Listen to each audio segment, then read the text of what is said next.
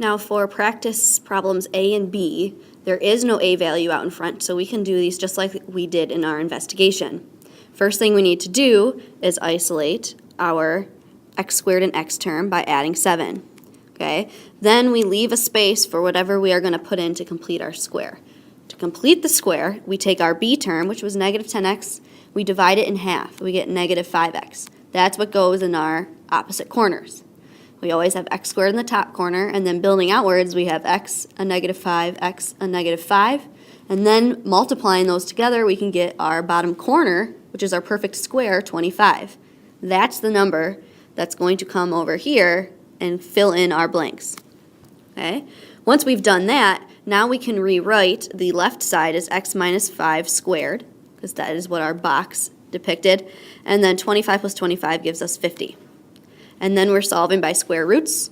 Square root both sides. We get x minus 5 equals a positive or negative 7.07.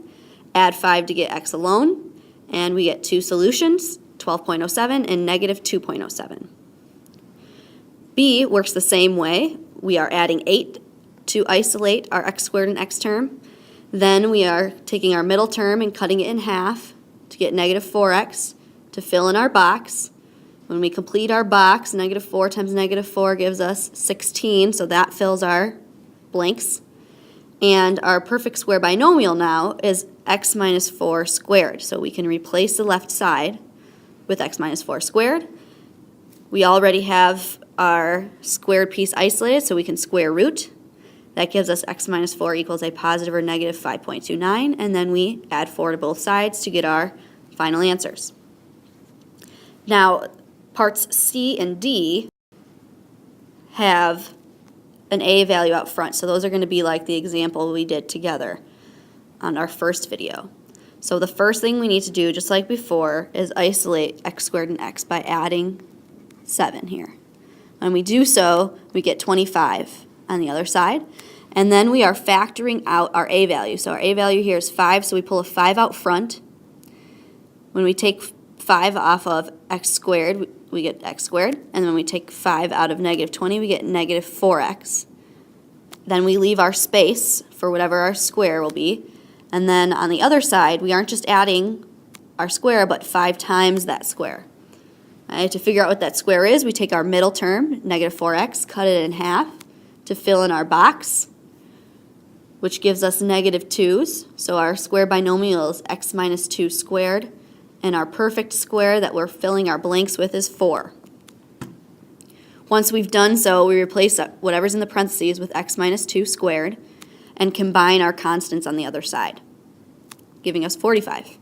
Then we need to isolate x minus 2 squared, so we divide by 5 on both sides, giving us 9. Then we square root to undo squared, giving us x minus 2 equals a positive or negative 3.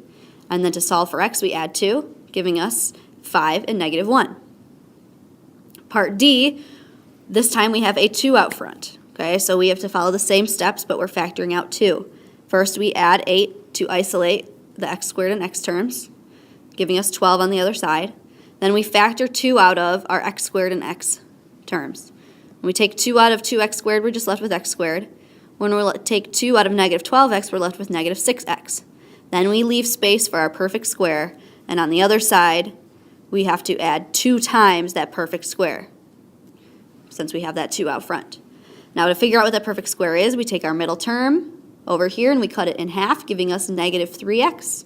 Put that in both of our corners and complete our square.